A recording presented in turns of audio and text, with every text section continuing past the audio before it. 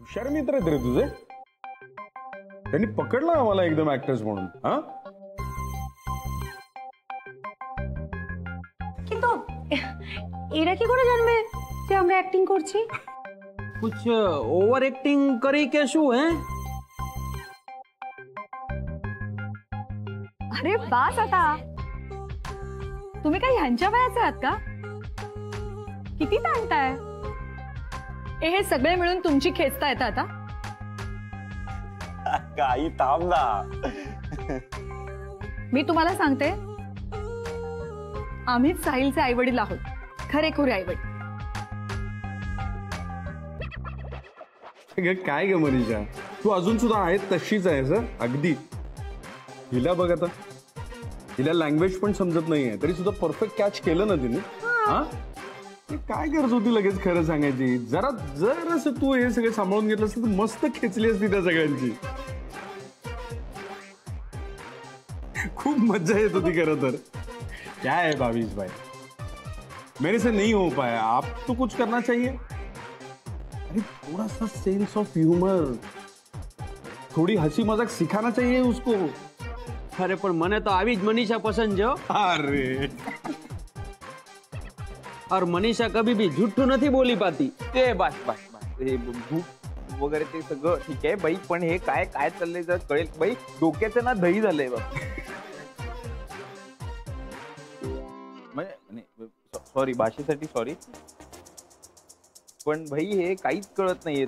कळेल का आम्हाला हे काय आहे? म्हणजे तुमच्यातले खरे कोण आहे, खोटे कोण आहे, काय चाललंय भाई हे?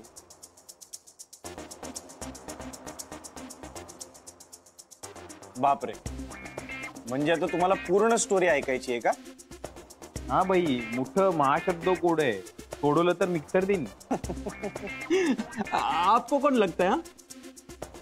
कौन होंगे असली माँ बाप? हाँ. मी सांगू, तुमचं नाव मनीषा आहे ना, म्हणजे तुम्ही साहिलच्या खऱ्या आई. नावावरून कसं ओळखतस? नाही, तुमच्यावर केलेली कविता आम्हाला सापडली. ओ, अरे हाँ, मुझे ना उसका पहले वाला याद है. एक सेकंड, बताती, रुको. अरे हाँ, मनीषा माझी मनी माऊ. मनीषा तुला गिळू की खाऊ. राइट ना? बात है, क्या बात है. याद आ गया मुझे. मग मनीषा अजून तिच्या लक्षात आहे.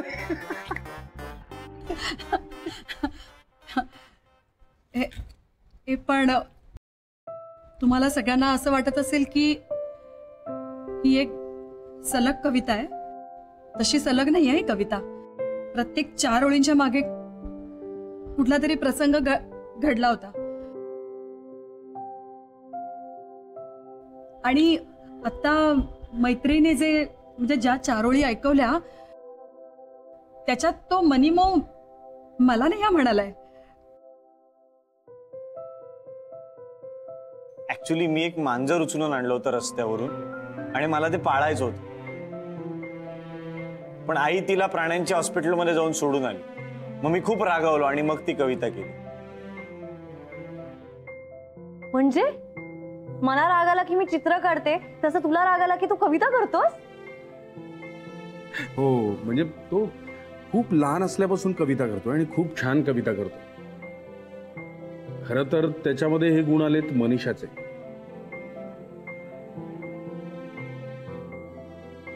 मनीषा पण खरंच खूप छान कविता करते, खूप छान. मी माझी ओळख करून देतो आधी.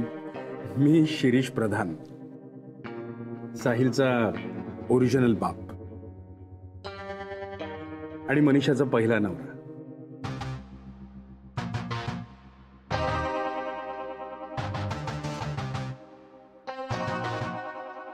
नाही पण मनीषा, खरं सांगू का, मला खरंच तुमच्या दोघांचं कौतुक वाटतं.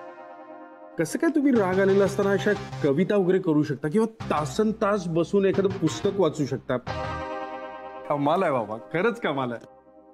मनीषा, तुला आठवतंय साहिल 5वी किंवा 6वी मध्ये असेल आणि एक निबंधाची स्पर्धा होती त्याची.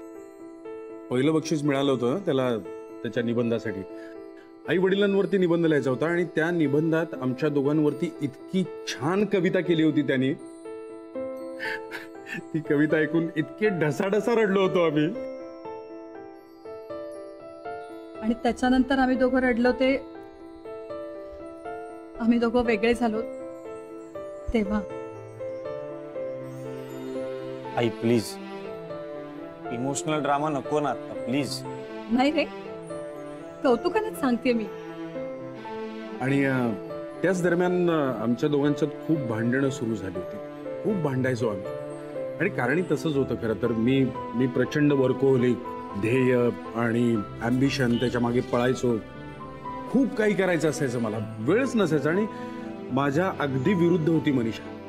तिच्याकडे खूप टॅलेंट आहे, पण टॅलेंट असून सुद्धा अस्सल गृहिणी. तिला फक्त स्वयंपाक करायचा, सगळ्यांना जेवायला घालायचं, एवढंच, बाकी काही नाही.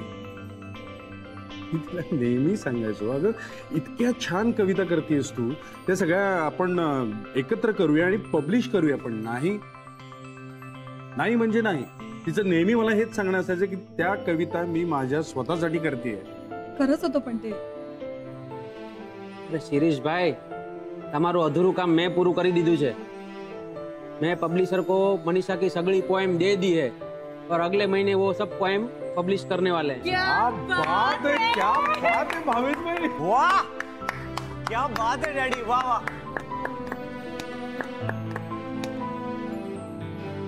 मनीषा काँग्रेस. खरंच मी आज खरंच खूप खुश आहे. आणि मनीषा, आपण दोघं जण वेगळं होणं हा किती योग्य डिसिजन आहे लक्षात येते ना तुझ्या. पण भावेश भाई, थँक्यू सो मच. अरे भाई थैंक्स મને શું કામ કહો છો? આપણા દીકરા સાહિલ ને કહો. આજ એને લીધે જ આપણે ચોગે જણ સાથે છીએ, નહીં? ખુશી ખુશી આપણી જિંદગીમાં. ये बात तो है. राईट. अरे माझं काही नाही यार, तुम्ही एकमेकांसाठीच बनलेले आहात, मेड फॉर इच अदर आहात. मनीषा, तू बडबड गाणी, तू रात्री झोपवणारी राणीची कहाणी. मनीषा माझी मनीमाऊ. मी चिडलो रडलो तरी मला सोडून नको जाऊ. आई ज्या वयात मुलांना आई वडिलांची सगळ्यात जास्त गरज असते, त्याच वयात हा मुलगा आम्हाला समोर बसून समजावून सांगत होता. तो सांगत होता, आई बाबा, मला तुम्ही दोघेही खूप आवडता, पण स्वतंत्रपणे. तुम्ही दोघ जण वेगळे वेगळे असता तेव्हा खूप छान माणसं असतात. पण तुम्ही दोघे जेव्हा एकत्र येता तेव्हा तुम्हीच राहत नाही. साहिल ठामपणे म्हणाला, आई बाबा, मला तुम्ही आनंदी असायला हवं. आणि जर तुम्हाला वेगळं राहून तसा आनंद मिळणार असेल तर माझ्यासाठी अडकू नका. ज्या वयात खरं तर रडत रडत आई वडिलांच्या कुशीत शिरायचं असतं मुलांनी, त्या वयामध्ये हा दोन्ही खांद्यांवरती रडणाऱ्या आई वडिलांना खोपटत असायचं. ए बास यार बास, खूप इमोशनल व्हायला लागले आता, बास करा ना प्लीज. अरे क्या बस? अरे हीरोइन की एंट्री बाकी है मेरे दोस्त. अरे मैं हूँ मैत्री रॉय, साहिल की फ्रेंड भी और माँ भी. सीरीज के कोलकाता का होटल का इंटीरियर मैंने ही किया था. और तब से लेके आज तक इसके मन के इंटीरियर में मैं ही हूँ. इसका विटी सेंस ऑफ ह्यूमर, लड़कियों के लिए रेस्पेक्टफुली पेश आना, ओवर एम्बिशियस नेचर. हाय हाय, मुझे इससे प्यार हो गया. तो मैंने क्या किया, मैंने अपना बंगाली जादू चला दिया. हाँ, और पता है क्या किया? डायरेक्टली मैंने इनको कह दिया, আমাকে বিয়ে করো. Like that. ऐसे ही हंसा था उस टाइम. तो मैंने कहा, भाई इतनी खूबसूरत वाइफ इसके बाद तुमको नहीं मिलने वाली. मतलब यंग वाइफ, राइट ना? करेक्ट. फिर इसने कहा कि मनीषा से पूछना पड़ेगा. तो मैंने कहा भाई मनीषा से क्यों, तुम दोनों का तो डिवोर्स हो गया है ना, तो इसमें परमिशन लेने के क्या है। तो मुझे पता चला ये इंसान अभी तक मनीषा और साहिल के बिना कुछ नहीं करता। तो भाई मैंने सोच लिया ये अलग अलग मीटिंग करके टाइम वेस्ट करके कोई फायदा नहीं है। बंगाल टाइगर हूं ये आप लोग तो सौरव गांगुली का एग्रेशन देखे ही होंगे, लाइक दैट मैंने भी अटैक कर दिया, मनीषा और साहिल को सामने बिठा दिया और मैं भी सामने बैठ गई। फिर मैंने कहा कि मुझे सीरीज से प्यार है, मैं शादी करना चाहती हूँ। ये बॉस और सेक्रेटरी वाला प्यार नहीं। वो मराठी में क्या कहते हैं, एक मिनट क्या बोलते हैं मराठी में, अरे हाँ भांगड़। ये भांगड़ नहीं है भाई, ये रियल प्यार है, सच्चा प्यार। तब मैंने सीरीज से शादी किया। और रहा साहिल की बात, वो तो আমার জীবন, আমার সোনা।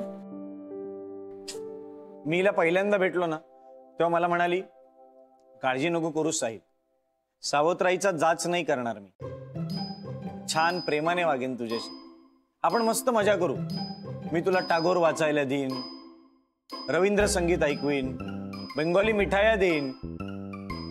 मी विचार केला, म्हणलं हे बेस्ट आहे, मला खूपच आवडली। मी म्हणालो मुझे लड़की पसंद है माँ।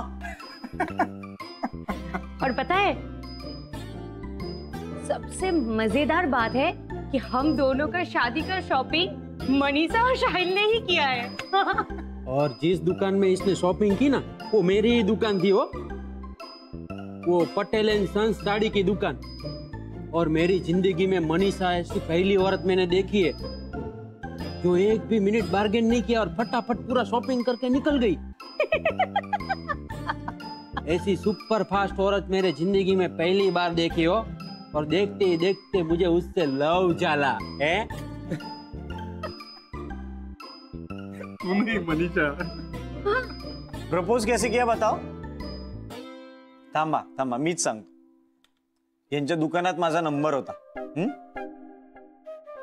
अनेक दिवस मला मेसेज करत होते, यांना वाटलं आईचा नंबर आहे, आणि तेव्हा व्हॉट्सअप वगैरे काहीच नव्हतं ना, टेक्स्ट मेसेजेस करत होते।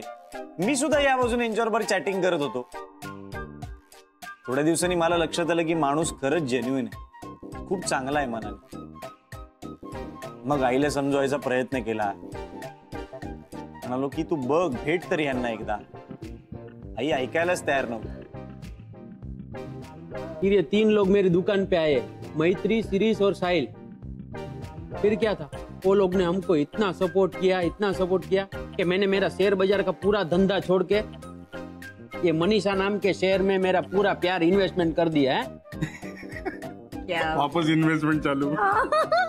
फिर वो कॉलेज में जैसे प्यार करते हैं ना, वैसे ही हम लोग डेट पे जाना चालू कर दिया हो। और फाइनली पिछले साल ही हमने शादी कर ही ली। तर अशी आहे माझी बाबा माँ आई डॅडी यांची लव्ह स्टोरी। पत्त्यांमधले चार चौघे राजा राणी। एक राजा इस्पिकचा, त्याच्या मनात बदाम, बदामाच्या राणी बिना आडे त्याचे काम।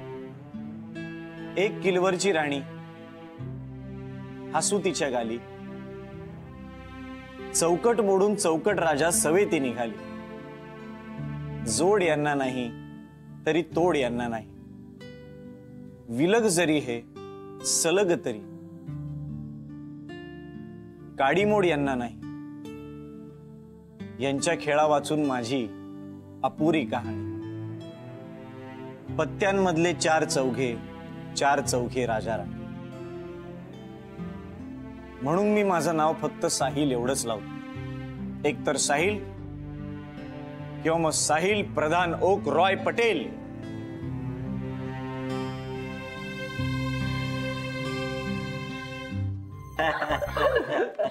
पण मला फार आवडली यार तुझी सगळी फॅमिली, काय गोड आहेत यार सगळे। आणि सगळ्यात मेन मला काय आवडलं, तू किती थर्ड क्लास असलास तरी सगळ्यांचं तुझ्यावर प्रेम आहे. फुल रिस्पेक्ट, फुल रिस्पेक्ट. साहिल, ऍक्च्युली ना तुझ्या फॅमिलीसाठी, फक्त तुझ्या फॅमिलीसाठी मी तुझ्याशी लग्न करायला तयार आहे. अरे मी पण. जकास. त्यांना साहिलचे सगळे अफेअर्स माहिती आहे. असं कसं होईल? हो मग त्याला काय, मी त्यांना सगळं सांगतो. मी माझ्या आई वडिलांपासून काहीही लपवत नाही. त्यांना माझ्या आयुष्यात जे काही घडतं ते सगळं माहिती असतं. आम्ही खूप क्लोज फ्रेंड्स आहोत यार, 5 जण.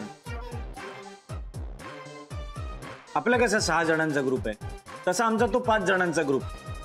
आणि आताच सांगतो, दरवर्षी 31 डिसेंबरला आम्ही भेटून पार्टी करतो. हा, सो मी तुमच्या पार्टीला येऊ शकणार नाही, मला त्यांच्याबरोबर वेळ घालवायचा. आत्ताच सांगून ठेव. बरं आहे, म्हणजे आपली पार्टी मस्त होईल. नाही, आय एम जस्ट किडिंग. जा रे तू. ते पण तुला माहिती का, मी एकटीच होते हा जी एकदम कन्फर्म होते. बाकी सगळे डाऊट काढत होते. मला माहित होतं. मी म्हटलं साहिल इतकं येडा आहे ना, त्याची फॅमिली पण येडीच असणार आहे. हे बरोबर सांगते. ही खरंच कॉन्फिडंट होती. सॉरी यार, आम्ही तुला असं उथळ वगैरे समजलो. सॉरी काय म्हणतोस गो? उलट मी तुम्हाला सगळ्यांना थँक्यू म्हणायला पाहिजे, कारण तुमच्यामुळे खूप दिवसांनी माझे आई वडील मला भेटले. झालं, thank you, sorry, I love you सगळं म्हणून झालं. आणि तू असशील मचॉर वगैरे, पण आम्हा सगळ्या सॉरी परत चिडतील माझ्या. मला तरी तू असाच डोळे मारणारा, गोविंदाचे डायलॉग म्हणणारा असा छचोर तू आवडतो. तुलाच का? आम्हालाही साहिल असाच आवडतो. खरं सांगतोय, ही जी एनर्जी आहे ना तुझी, ती बेस्ट आहे. ती ठेव बाबा. नाग बोला मैं बड़ा, शिव शंकर के गले में पड़ा. भक्त बोला तू कैसे बड़ा, तेरे फन पे तो कन्हैया खड़ा. वा वा वा वा. अरे कभी कभी पत्ता गलत गिर जाता है, होता है. कभी कभी सचिन तेंदुलकर भी 0 पे आउट हो जाता है. और बची बात इस दौलत की, तो सोना जैसे प्यार करने वाले लड़की के सदके में इसके 10 गुना दौलत मैं तुझ जैसे गरीब के झोली में डाल सकता हूं. लेकिन अभी मैं तुम्हारी झोली में कुछ डालना चाहता हूँ. अरे बाई, तेच सांगत होतो. ते तुझे जे ओरिजिनल बाबा आहेत ना, अनिल कपूर, त्यांनी माझ्याबरोबर जरा एक खुफिया मीटिंग घेतली. बाथरूम मध्ये? बाथरूम मध्ये नाही, इतकी खुफिया नव्हती. तर त्यांनी मला तुला द्यायला काहीतरी दिलंय. तुझ्याकडे का दिली? मला का नाही दिली डायरेक्टली? सांगतो. नाही बाई, नाही. अरे पण नाही काय? बाई जमणार नाही. अरे काय जमणार नाही? जमणार नाही. अरे बाबा, बाई पैसे नाही घेऊ शकत आपण. बाई आपला एक उसूल आहे, मोडून पडला संसार तरी मोडला नाही कणा. पाठीवर हात ठेवून फक्त लढ म्हणा. म्हणणार. खरं सांगू का तुला? तुला हे असं सगळं बोलताना बघून ना, माझ्या एका जुन्या मित्राची आठवण. खूप जुना मित्र, म्हणजे कॉलेजमध्ये असताना सेम टू सेम तुझ्यासारखा बोलायचा, अगदी तुझ्यासारखा. एकदम नॉस्टॅल्जिक दिवस. म्हणजे आता सगळंच एकदम बघून असं. चल हे ठेव. हे काय आहे? कदाचित साहिलचा नॉस्टॅल्जिया असू शकतो. काय आहे हे? कसं आहे ना, आमचं एक इंदोरचं जुनं घर आहे. म्हणजे जुनं घर, जिकडे आम्ही सगळीजण राहत होतो. मी साहिल लहान असताना आम्ही तिथे राहायचो. ते घर खरं तर आता भाड्याने दिलेलं आहे, पण त्याचं जरा रिनोव्हेशन करायचं होतं म्हणून मी गेलो होतो आता. त्यावेळेला बरंचसं जुनं सामान काढत असताना एक लेटर बॉक्स सापडला मला. त्या लेटर बॉक्समध्ये ही काही पत्र सापडलीत, साहिलच्या नावाने आलेली. पत्र आहेत? कोणाची आहेत? काय माहित कोणाची आहेत. नाही म्हणजे मी फोडून नाही बघितलीत. आता साहिलला चाललेली पत्र आहेत म्हणजे मैत्रिणीचीच असतील कदाचित. नाही म्हणजे जॉब लेटर सुद्धा असू शकतील त्याच्यामध्ये किंवा आणखी कुठली. पण नेमकं एखादं लेटर उघडायचं आणि काहीतरी इमोशनलच निघालं तर. कसं आहे ना, साहिलनी नेहमी आमची पर्सनल स्पेस जपलेली, अगदी नेहमी. तर आमचंही कर्तव्य आहे त्याची पर्सनल स्पेस जपण्याचं. म्हणून नाही बघितली.